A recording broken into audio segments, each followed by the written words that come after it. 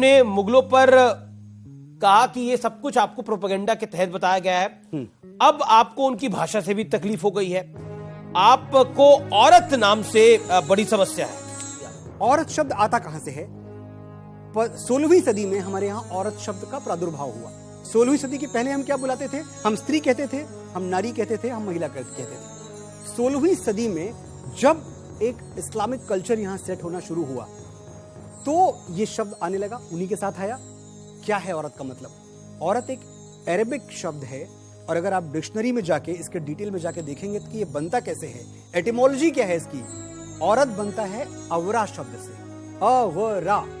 अवरा का मतलब होता है फीमेल जेनाइटल्स, योनि।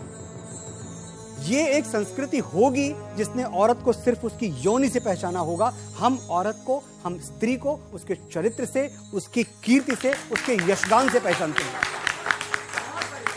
मुझे इस बात पे एतराज है कि जो मेरे आसपास महिलाएं हैं, जो मेरी माँ हैं, जो मेरी भाभी हैं, जो बच्चियां हैं मेरे सामने, वो कल बड़ी होंगी। मैं चाहता नहीं कि इस देश में कोई उनको औरत कहे, उनकी पहचान को सिर्फ एक बॉडी पार्ट से जोड़ के देखे। इस पे मुझे एतराज है सर। आप पर आरोप है कि आप जातिवाद को बढ़ावा देते हैं। आरोप क्यों है मैं ये भी बता देता हूं आपको।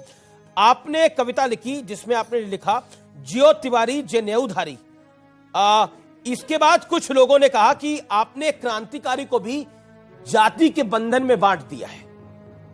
अमिश का देवगन होना सूचना है, इट्स एन इंफॉर्मेशन। मनोज का शुक्ला होना इट्स एन इंफॉर्मेशन। उस इंफॉर्मेशन को जो छुपाते हैं अपने स्वार्थ के लिए, अपने निहित स्वार्थ के लिए, वो गलत कर रहे हैं। या मैंने एक सही बात बता दी, मैंने सही बात बता के गलती की। बॉलीवुड फिल्में बनाता है, मेरी ही इंडस्ट्री है। उन फिल्मों में जो पाखंडी है कौन है? ब्राह्मण है। जो धूर्त है कौन है? ब्राह्मण है। जो चालाक है वो कौन है? ब्राह्मण है। जो डंडी मार रहा है सौदा देते हुए वो कौन है?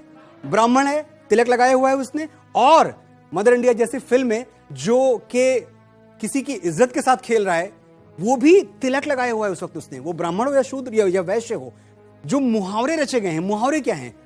गुनाहों का देवता, पाप का पुजारी, हवस का पुजारी। भाई हवस का पादरी क्यों नहीं हो सकता? पाप का पादरी क्यों नहीं हो सकता? हवस का मौलाना क्यों नहीं हो सकता? क्या कविता थी जो आपने पढ़ी थी, जियो तिवारी जनेऊधारी?